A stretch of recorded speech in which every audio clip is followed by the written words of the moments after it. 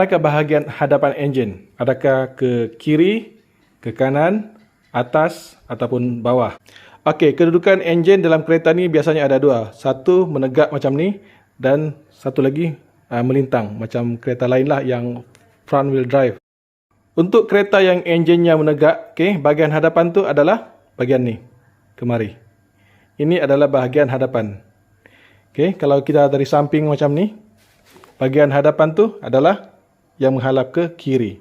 Sebab tu puli camshaft enjin kembara HC ni, di depan tu dia stem huruf F. F ni maksud dia front ataupun bahagian hadapan. Bahagian hadapan ni bukan saja penting untuk kita menilai kedudukan tanda-tanda ataupun sign ataupun marking dalam setiap bahagian enjin, tetapi adalah bahagian penting untuk kita melihat putaran enjin tu. Bila kita berdiri di hadapan enjin ni, putaran enjin akan bergerak ke ikut arah jam. Menandakan ini adalah bahagian hadapan enjin. Untuk enjin yang melintang macam ni, seperti saya katakan tadi, bahagian depan enjin adalah menghela ke kiri. Jadi kalau kita mau tengok arah putaran enjin, kita perlu berdiri di bahagian sini. Ini adalah bahagian hadapan enjin dan putaran enjin akan ikut arah jam. Tapi jangan silap, ada enjin yang pusingan dia lawan arah jam.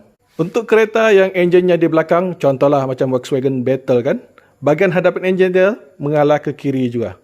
Jadi arah sebenar enjin ni ialah bahagian hadapan, belakang enjin, atas enjin, bawah enjin. Okey, sekarang saya berada di sebelah kiri. Sekiranya saya berada di sebelah kanan, bahagian hadapan enjin mengalah ke kanan pula.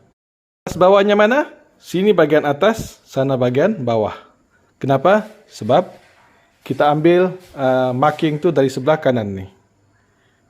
Sebelah kanan kita. Sebelah kanan kita sebelah sini kan? So, atas, bawah. Kereta macam ni pula, atas, bawah, depan, belakang.